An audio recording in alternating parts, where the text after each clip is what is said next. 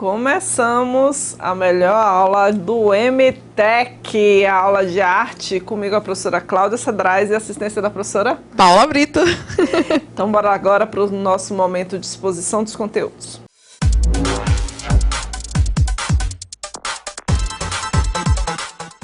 Então bora lá? Bora apresentar a equipe, que hoje é dia de revisão da prova. Primeira série, uso articulador, professora Cláudia Pessoas, professores Cláudia Cedrais, Elcim Paim, Jussi Lobo, Paula Brito, Estael Machado. E professora de vídeo, Cláudia Cedrais, e a professora assistente, Paula Brito. Descobri que quanto mais eu estudo, mais sorte eu pareço ter nas provas. Tema da aula de hoje, revisão, nossa aula número 11. Os assuntos que a gente vai estudar são conceitos de arte e artista, leitura de imagens e gêneros de imagem retrato. A caricatura, o autorretrato e a selfie. E o objetivo da aula de hoje é rever os assuntos da unidade. A gente vai fazer uma revisão diferente. A gente vai fazer uma revisão através de exercícios, tá? Então eu elaborei exercícios sobre esses assuntos, com essas temáticas que a gente trabalhou em sala de aula. E aí a gente vai fazer o exercício, vou fazer a pergunta, vocês respondem a depender das dúvidas. Se tiverem dúvidas, aí a gente conversa e tira as dúvidas, ok? Durante a Renascença, surge a distinção entre arte e artesanato. Nesse instante, o artista ganha o status de... Presta atenção. A gente viu que o conceito de artista e o conceito de arte, ao longo dos séculos e nas diversas sociedades e nas diversas culturas, sofreram alterações.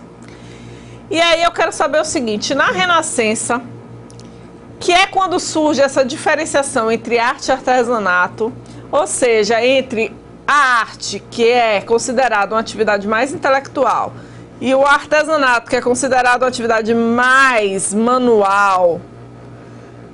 Nesse instante, o artista vai ganhar um status que permanece até hoje. Qual é esse status? Letra A, de gênio com o dom divino.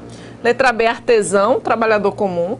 Letra C, mediador, provocador do público. Letra D, louco, com comportamento fora do comum. Ou letra E, técnico, especialista em uma única temática. Certo? Olá, Novo Horizonte, Rafael C, Jéssica B, Nivaldo D, tá complicado aí, né? Tão confusos. Então, bora ver aqui. Quando surge essa distinção entre arte e artesanato no Renascimento, o artista vai ganhar o status de gênio, daquela pessoa que tem um dom divino, daquele ser especial, que já nasce com aquela inspiração, com aquele talento para criar as coisas, certo? Então essa ideia de que o artista é um gênio, que ele tem um dom divino, que ele já nasce artista, surge no Renascimento. Que é quando, bota aqui na minha imagem, que é quando começa essa distinção entre arte e artesanato, certo? Então a arte passa a ser uma atividade intelectual superior e o artesanato passa a ser uma atividade manual inferior. Essa distinção permanece até hoje, né? A gente considera mais importante as atividades intelectuais. Geralmente as pessoas que exercem atividades intelectuais, elas ganham mais, elas têm uma formação maior, elas são consideradas mais importantes.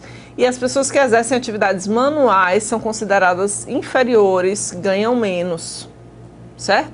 Hoje em dia a gente já sabe que as duas são importantes para manter esse equilíbrio.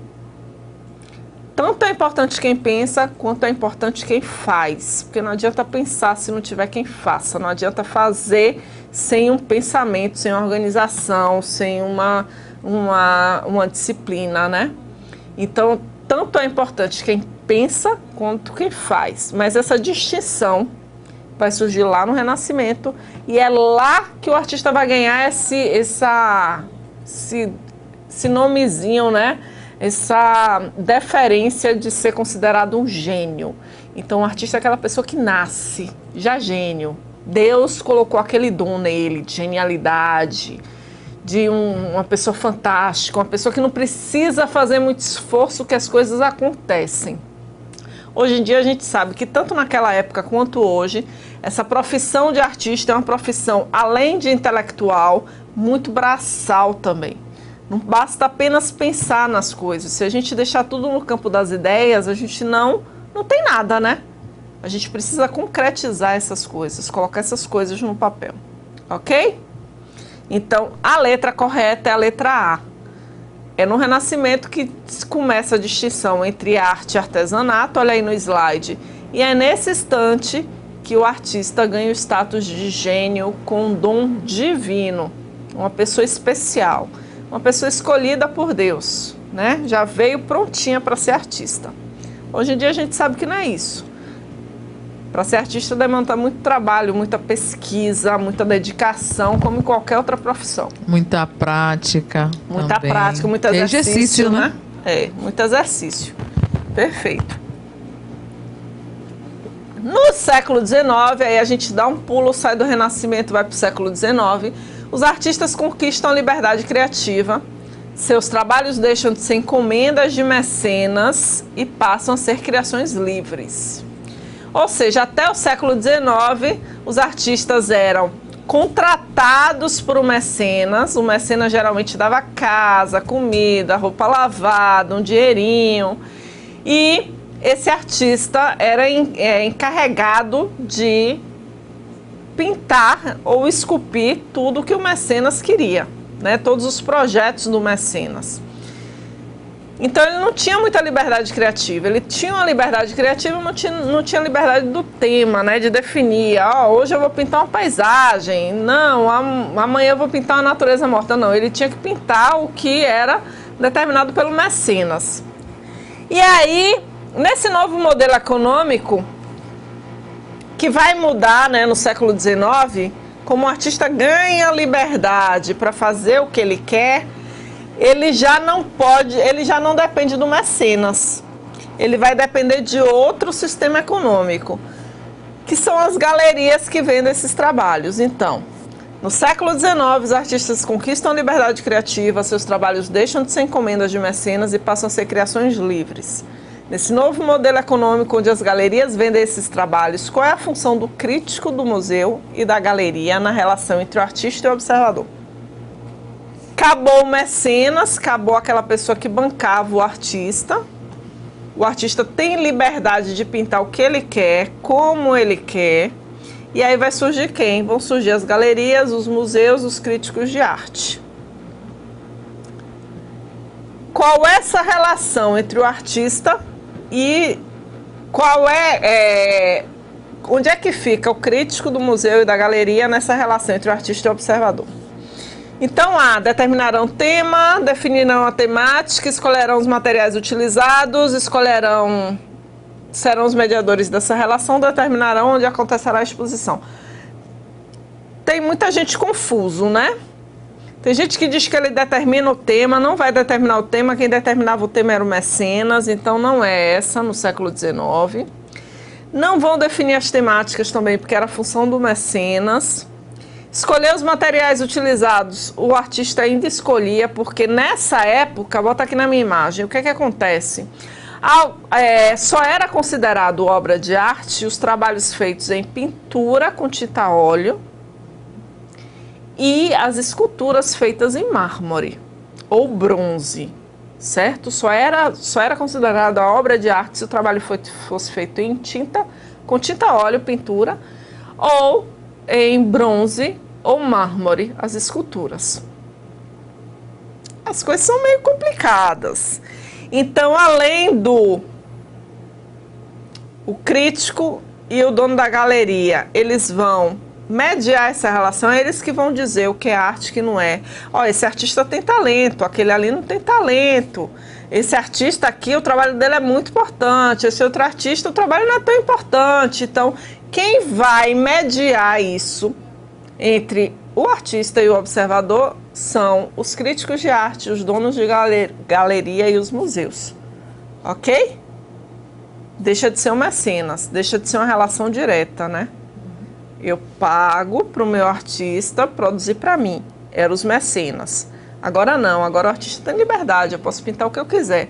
Só que essa liberdade veio com uma nova configuração econômica, que é o quê? Precisa ter alguém para vender esse trabalho. E esse alguém, ele vai começar a determinar, ó, isso é arte, isso não vende. Por isso que a gente tem aquelas histórias que até hoje persiste, de que o artista não ganha dinheiro em vida, né? Aquela história de Van Gogh, que todo mundo conhece, que pintou milhões de quadros e nunca ninguém comprou um quadro dele. Por quê? Porque as pessoas, os galeristas, os curadores, os críticos de arte olhavam o trabalho do Van Gogh e diziam, isso aí não é arte. Estavam enganados. Muito enganados, né? Então, volta aqui para o slide. Então, eles vão ser esses mediadores. E aí, Duchamp, ele vai trazer uma revolução, né? No século XX, ele vai trazer uma revolução. Então, eu quero saber o seguinte, até o início do século XX, eram os materiais que determinavam se o objeto era artístico ou não. Lembra que eu falei? Só era considerado obra de arte se fosse pintura a óleo ou escultura em bronze ou mármore. Então, Duchamp, ao criar obras com materiais prontos, introduziu uma nova forma de produzir a arte dentro desse contexto. Duchamp foi lá, pegou os materiais que já existiam, juntou, mudou de posição e apresentou como obra de arte. Quando ele fez isso, ele disse o quê? Ele quis dizer o quê quando ele disse isso? Que o primordial era a ideia, o essencial era a técnica, apenas a escultura era a arte, a temática era o mais importante ou as técnicas tradicionais não deveriam ser usadas. Perfeito, um monte de gente prestou atenção nas aulas, então ele disse o seguinte, na hora que ele pega materiais, produtos que já existem e transforma isso em obra de arte, ele diz assim, o importante não é o material, o importante é a ideia que eu tenho, certo? Então o importante é a ideia, não importa a técnica, não importa o material que eu estou usando, não importa a temática do trabalho, o que importa é a ideia que eu tenho. E aí, o que é que a gente tem? Na atualidade, a obra de arte perde o prestígio de produto final, conclusão de um projeto individual e pré-estabelecido do artista, com um resultado previsível e fixo. Dentro dessa proposta, o artista passa a ser um criador de projetos, sem nunca executá-los, um divulgador de novas experiências na publicidade, um ser especial e único que nunca deve ser contestado, um mediador, um facilitador, um co-criador da obra junto com o público ou um profissional sem liberdade criativa, trabalhando apenas com propaganda. Hoje em dia, que o produto final perde o prestígio, não importa mais o produto final. O produto final se transfigura também, muda esse produto final, não é mais um objeto, é uma experiência, uma sensação, uma vivência. O que é que acontece aí?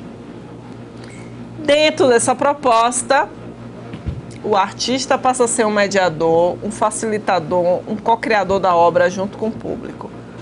Põe aqui na minha imagem, tem um monte de gente confuso aí. O que é que acontece? Duchamp, ele vai questionar os materiais das obras de arte, né? Na hora que ele traz os objetos prontos, ele diz assim, olha, o importante é a ideia, não é o produto que está saindo disso. E a segunda coisa que ele traz de importante é o quê? Não é o crítico que tem que determinar o que é arte, não é o dono da galeria que tem que determinar o que é arte, porque às vezes eles não têm bom gosto. Quem tem que determinar o que é arte é o artista, é quem fez a arte. Então, no momento que eu assino o trabalho, aquilo passa a ser uma obra de arte. O que importa é a minha assinatura. Certo? Aí a gente vem para a contemporaneidade. Na contemporaneidade, o artista pensa assim, ó, o importante é a ideia, né? O importante é o processo. Mas esse objeto que eu estou construindo não tem sentido se o observador não dialoga com ele. Se não existe um diálogo. Então, eu tenho que construir coisas, propor experiências para o observador. E nesse sentido, o artista deixa de ser um criador de uma peça única, né? Ele é o criador sozinho da peça, é ele que deu sentido à peça, é ele que pensou aquele objeto, é ele que idealizou aquele objeto, entrega ele pronto para o observador, ele deixa isso, ele diz assim, não, o observador também tem que interagir nisso, né? Tem que participar disso. E aí, no momento que o observador passa a participar disso, o que é que acontece? Quem vai determinar o que é arte? A gente. É a partir da nossa experiência. É a gente que vai olhar o objeto e vai dizer assim, ó, isso é arte, isso é interessante, isso mexe comigo, isso me interessa, isso me desestabiliza, então isso é arte. Então, o artista, ele passa a ser um mediador. Ele vai mediar essas sensações, esses sentimentos da gente. Ele vai provocar essas sensações, esses sentimentos. Certo? Para que a gente enxergue a arte ali. Ok?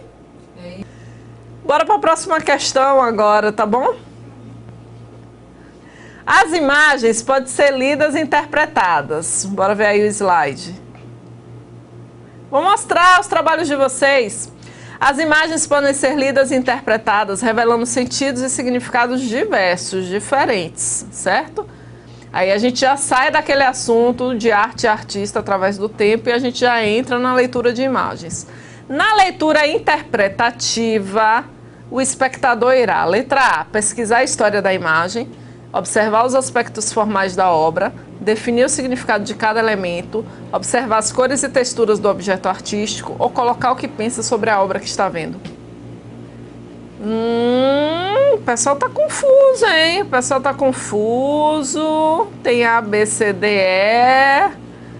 Tá difícil aí, hein? Presta atenção. As imagens podem ser lidas e interpretadas. Que essa leitura e essa interpretação vão revelar sentidos e significados diferentes. A gente viu que existem diversas possibilidades, diversas maneiras de ler uma imagem. Nós estudamos 3 modos de ler a imagem: a leitura interpretativa, a leitura formal e a leitura contextualizada. Na interpretativa, o que é que conta? Interpretativa, eu estou interpretando a imagem. Colocar o que pensa sobre a obra que está vendo. Tira aí o slide. Na leitura interpretativa, é eu e a imagem, certo? Então, todas as minhas experiências, todas as minhas vivências, todas as minhas referências visuais, eu vou trazer tudo isso para dialogar com aquela obra. Na leitura interpretativa, o que é que eu vou fazer? O que é que eu estou sentindo quando eu vejo essa obra? O que é que ela significa para mim? O que é que eu percebo nela? O que é que ela conversa comigo? O que é que ela dialoga comigo? Eu não preciso de nenhum conhecimento prévio sobre arte para fazer uma leitura interpretativa. Eu não preciso de nenhum conhecimento prévio sobre a obra, sobre o artista. É interpretação. Eu vou olhar a imagem e, a partir das minhas histórias, das minhas vivências, da minha experiência, eu vou interpretar aquilo que eu estou olhando. Cada pessoa que olhar a obra vai fazer uma leitura diferente. Então, a leitura interpretativa, cada um lê uma coisa diferente, certo? Então, entenderam? Interpretativa, eu vou interpretar, eu vou colocar o que eu penso sobre a obra. Bora para o segundo slide. Na leitura formal, o espectador irá definir o significado de cada elemento, observar os elementos presentes na obra, relacionar suas memórias afetivas com a imagem, pesquisar quem, quando a imagem foi produzida e colocar tudo o que pensa sobre a obra que está vendo. O que é que eu faço quando eu estou fazendo uma leitura formal de uma obra? Então, presta atenção. Na leitura formal, a gente vai observar os elementos presentes na obra. A gente não vai definir os significados. A gente define os significados na leitura interpretativa. Relacionar minhas memórias afetivas com a imagem na leitura interpretativa. Pesquisar quem, quando a imagem foi produzida, é outro tipo de leitura. Colocar tudo que pensa sobre a obra que está vendo é a leitura interpretativa. Na leitura formal, bota na minha imagem, eu vou observar o quê? Quais são as cores que o artista utilizou?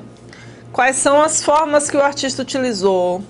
como ele organizou esses elementos na imagem, que se ele fez uma composição simétrica, assimétrica, simplificada, com profusão, uma série de outras questões, né? Então eu vou analisar as formas desse trabalho, as cores desse trabalho, a textura desse trabalho, a composição desse trabalho. É uma leitura formal das formas. E essa leitura formal, todo mundo tem que ler a mesma coisa. Todo mundo tem que ver o cachorro, todo mundo tem que ver a bola, todo mundo tem que ver o campo verde, todo mundo tem que ver o céu azul. Ninguém pode dizer que está vendo o céu cor-de-rosa.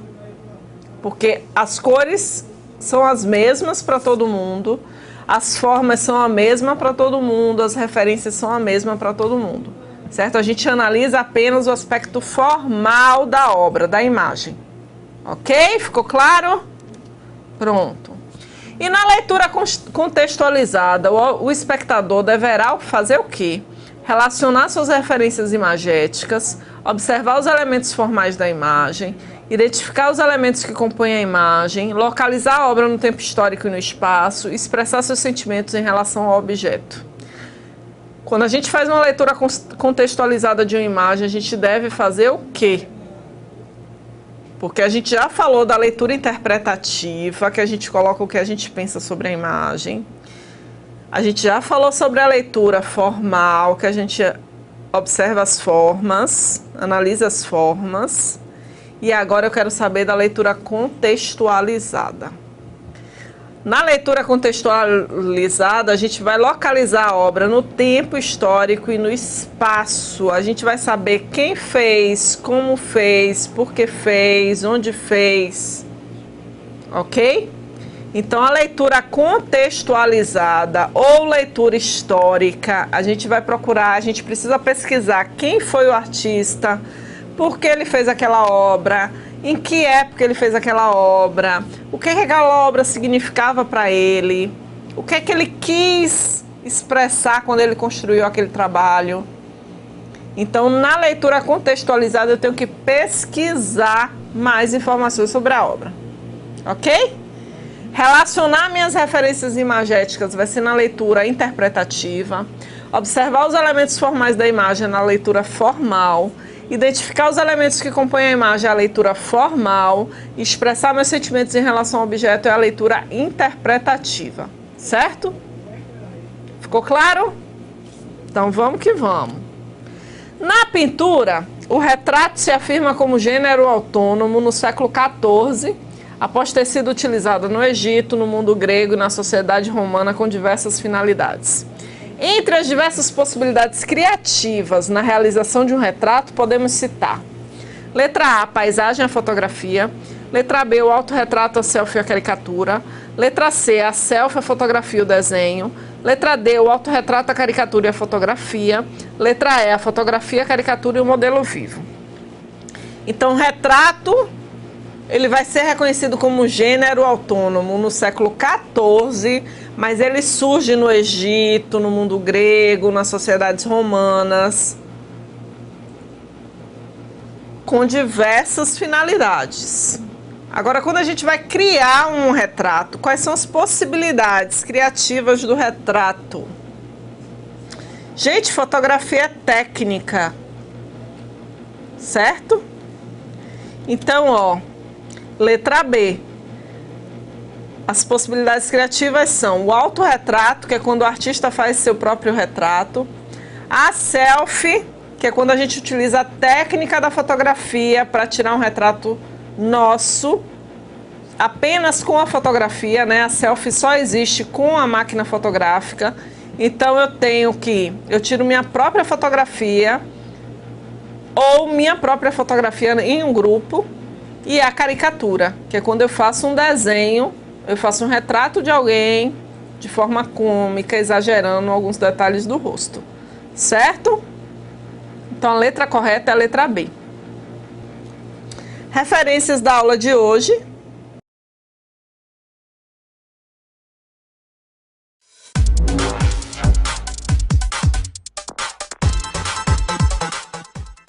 E no nosso momento de produção eu trouxe a atividade prática que vocês fizeram, né? Então, olha, o Carlos Eugênio, a Bianca Sofia e a Joyce de Ita Brasil. O Carlos Eugênio e a Bianca Sofia foi o Romeu Rodrigues que mandou, né? O mediador mandou aqui. Então, a gente tem os trabalhos bem expressivos. Gostei bastante, Carlos, do seu retrato, da sua caricatura. Gostei muito. Certo? Ó, gente, quando eu digo assim, gostei muito, lembre o seguinte... Gosto é pessoal, tá? Não tô dizendo que os outros estão feios, estão horrorosos, mas quando a gente olha, tem sempre um trabalho que fala mais próximo com você. Não quer dizer que os outros estejam feios, horrorosos, que não estejam bem feitos, não. É só porque tem aqueles trabalhos que conversam melhor com você e os outros que não conversam tanto, vão conversar com outra pessoa. Tem trabalhos que conversam melhor comigo, tem trabalhos que conversam melhor com a professora Paula, certo? E também tem a ver com a proposta, né? Que foi feita. Então, se aproximou um pouco mais da proposta, ela se identificou mais. Também. Não procurei julgar os estilos. Nesse momento, não foi nem quem se aproximou mais da proposta. Nesse momento, Paula, eu confesso que eu tô expressando uma opinião pessoal minha, certo? Então... Não estou avaliando o trabalho de vocês, estou expressando só minhas preferências estéticas, tá bom? Aqui os trabalhos do pessoal de Santa Clara, a Edna Santos enviou os trabalhos para mim. Aqui continua também o pessoal de Santa Clara. Esse aqui também, ó, tem os trabalhos que você olha e você se encanta, você não sabe bem porquê, né? Então esse aqui eu gostei. Vocês podem olhar, não achar graça, gostar de outros. O pessoal de Cajueiro e Picaraí, eu gostei dos alunos. Olha, que alunos lindos. Quando eu olhei assim, eu digo, não, só pode ser aluno de primeira série. Não tem pra onde correr. Uma galera assim bonita, dedicada, né? Os trabalhos também estão muito bacana. A Cátia Araújo fez a caricatura da mãe.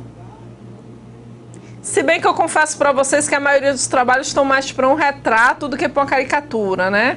Porque ficaram muito mais próximo do modelo do que um desenho de humor. Mas achei fantástico. Eu não sabia que tinha tanto aluno bom em se expressar graficamente. Se expressar através do desenho. Gostei muito de saber disso. Confesso que eu pensei que ia sair um monte de palitinho, com duas rodelas, dois círculos no olho, essas coisas assim meio bizarras, mas fiquei muito feliz com a produção de vocês. Ó, o pessoal de Lagedo, Isaac, essa expressão no olho que o Isaac fez, é um negócio fantástico. As outras estão legais também, tá bom? O pessoal de Riacho do Capinão, Carinhanha. A gente tem eu acho que esse trabalho foge um pouco da questão do retrato, né? Deveriam estar na galeria de arte, mas eu coloquei junto aqui.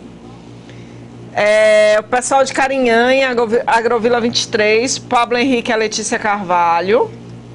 O pessoal de Alcobaça, a Camila Pereira mandou para mim. Gostei bastante dos trabalhos. O autorretrato da Tamires e Natalice, lá de Mucambo. Também gostei muito dos trabalhos.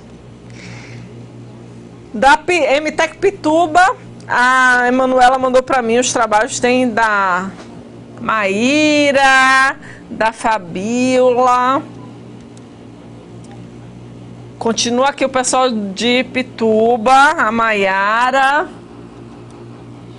Pessoal de Baixão de Piúna, o Leandro Rubens e o Janderson. Gostei muito. E agora a gente vai para a galeria, né? Volta da calça verde. Vou voltar rapidinho. Rapidinho a da calça verde a mãe, né? Aqui, ó. Cátia Araújo, lá de Caiubi, Bahia. Pronto?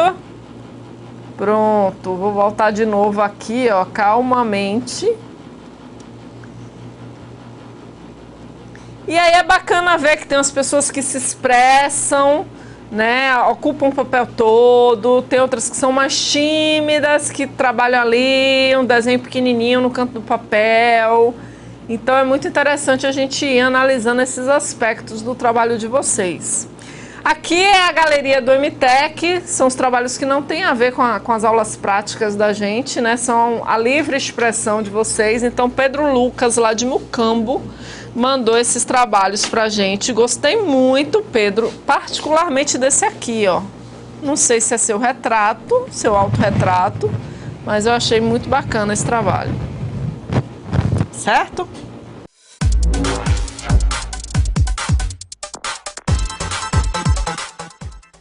Eu ontem passei a tarde no Facebook e foi minha tarde toda no Facebook, porque foram muitos trabalhos, né? Essa quantidade que a gente viu agora no noturno, tem a mesma quantidade no matutino, no vespertino, então foi muitos trabalhos que eu sentei ontem, coloquei todos na aula. Então quem mandou depois das 18 horas, só na próxima aula eu mostro o trabalho para vocês, tá bom? Tem uns trabalhos também que foram enviados no AVA, no zip, no arquivo zip. Eu não consegui abrir, pedi a um mediador para ir lá no AVA. Eu deixei lá meu e-mail para você mandar os trabalhos dos meninos, ok? E agora a gente vai para a síntese com a professora Paula.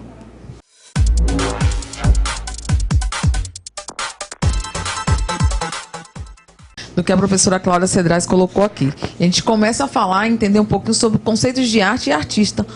Eles têm uma relação muito forte, muito aproximada, porque a proposta inicial do artista depende muito da época, do tempo ao qual ele está vivenciando, do momento, do cotidiano, da sociedade ao qual ele está envolvido.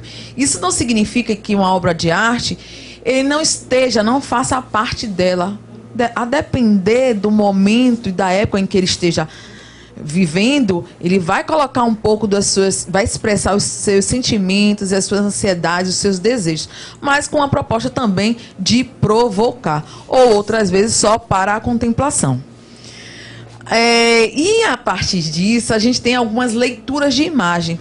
É preciso que a gente faça essa leitura de imagem, compreenda o que está sendo apresentado pelo artista. A professora Cláudia pontuou muito bem isso, porque parte de uma interpretação, de uma contextualização histórica. A leitura ela pode ser formal. Então, esses elementos são necessários que vocês tenham compreendido para que eu possa olhar a obra e dizer assim, essa obra, dentro do contexto histórico, está relacionado com o tempo, com o espaço, com a época. E eu vou começar a perguntar por quê, como esse artista colocou isso. Então, e os gêneros de imagem. Depois que eu vejo todos esses elementos, eu consigo compreender também que o gênero de imagem se dá e se caracteriza pela representação de elementos também do cotidiano. E que dentro desses elementos do cotidiano, eles são diversos e que são representados, que vocês tiveram aí uma galeria com muitos trabalhos pegos pela professora Cláudia, que teve tempo de parar, sentar e dar uma olhadinha em cada um minuciosamente, cheio, rico de detalhes, né? Porque são cheios de detalhes também. Caricaturas, e ela colocou vários gêneros, né? E hoje ela só colocou aqui esses três, né? Ela falou durante essa unidade de vários. Hoje ela falou de caricatura, autorretrato e selfie. E o que mais a gente consegue fazer que se aproxima do nosso cotidiano, do nosso dia a dia neste tempo, é selfie. A gente faz muito. Direto, o tempo todo. Então, gente, beijo grande, amei, amei, amei de coração receber o trabalho de vocês. Amei saber que eu tenho alunos que conseguem se expressar através do desenho, certo? Continuem desenhando, continuem mandando suas produções para o Arte MTech, que eu vou trazer. Quem eu não trouxe hoje, eu trago na próxima aula. Beijo grande e até semana que vem. Até a próxima.